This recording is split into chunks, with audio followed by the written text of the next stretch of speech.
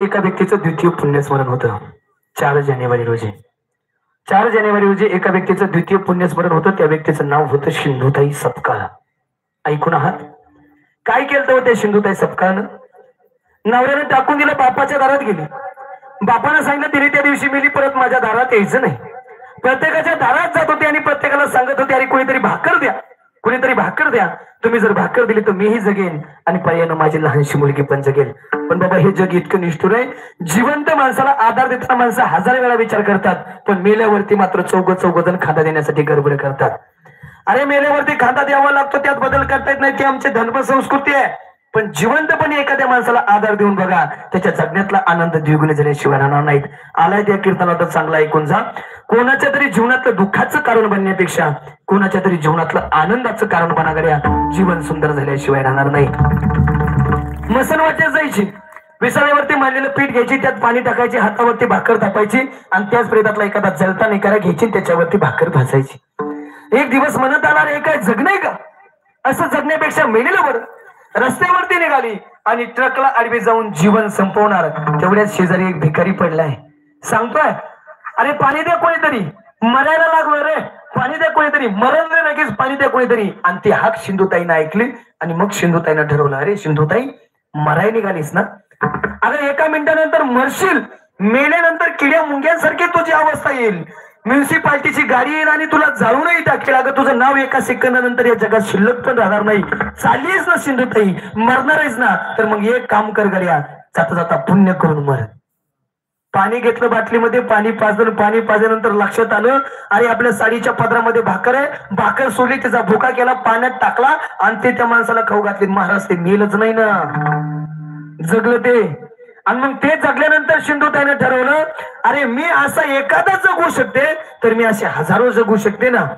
मी एखादा जगू शकते तर असे हजारो जगू शकते. तुम्हाला एकच सांगतो गड्या, देवानं तुम्हाला लय दिलंय ना, तर गरीबाची मदत करत चला. देवानं तुम्हाला भरपूर पैसा दिलाय, भरपूर श्रीमंती दिली, कदाचित श्रीमंती देवानं तुम्हाला देण्यासाठी दिली. देणाऱ्याने देत जावे, घेणाऱ्याने घेत जावे, पण एकदा त्याचा हात काढून घ्यावा. तसं आहे का? देण्याचा काय घ्यावा? गुण घ्यावा. लय श्रीमंती बघा, पण श्रीमंती आणि गरिबी हा ऊन सावलीचा खेळ आहे. श्रीमंती आणि गरिबी ऊन सावलीचा खेळ आहे. मामाने अनेकांना देऊन पण बघितलं, पण ज्यावेळेस मातली का घेऊन पण बघितलं. म्हणून द्यायचं बी त्यांच्या हातात आहे आणि काढून घ्यायचं पण त्यांच्याच हातात आहे. म्हणून शिस्तीनं जगायचं, लय पैसाला हुरळून जायचं नाही आणि लय गरीबाली वाईट पण वाटून घ्यायचं नाही. ऐकून जा, चालताना एक पाय पुढे असतो, एक पाय मागा असतो. पुढच्या पायाला अभिमान नसतो मी पुढे आहे आणि मागच्या पायाला वाईट पण वाटत नाही मी मागे आहे. कारण त्यांना माहित असतं क्षणार्धात चित्र बदलणार आहे, मागचा पुढे जाणार आहे, पुढचा मागे येणारे अहंकार करत बसण्यात अर्थ नाही. बघा, जिवंतपणी पक्षी किड्या मुंग्यांना खातात, पण जेव्हा तो पक्षी मरतो ना, तेव्हा याच किड्या मुंग्या त्या पक्षाला खातात. वेळ प्रत्येकाची येते, फक्त एक काम करा, वेट अँड वॉच. वाट पहा, वेळ नक्की तुमचे. ज्यांनी ज्यांनी तुम्हाला त्रास दिलाय, तुमच्या दुप्पट त्यांना त्रास झाल्याशिवाय राहणार नाही. कारण या सृष्टीचा नियम आहे, जसं कराल तसं भराल, जसं पेराल तसं उगवल्याशिवाय राहणार नाही. केले कर्म झाले त्याचे भोग आले, उपजले मेले ऐसे किती, जैसी करणी वैसी भरणी. म्हणून लय पैसाला हुरळून जायचं नाही. दिवस प्रत्येकाचे त्यात, कधी राजाचा रंग रंकाचा राजा होईल सांगता येत नाही. बाबा, सकाळी 5 रुपयाला वर्तमानपत्र मिळतं, पुढारी असेल, लोकमत असेल, सकाळ असेल, पण संध्याकाळी 5 रुपये किलो रद्दीत मिळतं, रद्दीत. हे पटत नसत तर ऐकून जा. एरवी आमच्या दाराच्या झाडावर जर कावळा येऊन बसला ना, तर त्याला आम्ही दगड घेऊन हाणून पाठवतो. कारण त्याचं येणं चांगलं नाही, त्याचा रंग बी चांगला नाही, त्याचा आवाज बी गोड नाही. त्याला आम्ही काय करतो, दगड घेऊन हाणून पाठवतो. पण एक दिवस त्याच कावळ्याचा येतो, त्याची वाट बघावं लागते, त्याला मानानं बोलावं लागतं, त्याच्या पाया पण पडावं लागतं, त्याला खाऊ पण घालावं लागतं. पितृपक्ष किंवा दहावा म्हणून जमिनीवरती पाय राहू द्या. बघा, लक्षात येईल तुमच्या. माणूस ज्यावेळेस पर्वत चढत असतो ना, माणूस ज्यावेळेस पर्वत चढत असतो त्यावेळेस कसा चढत असतो? हा, लक्षात येत आहे तुमच्या?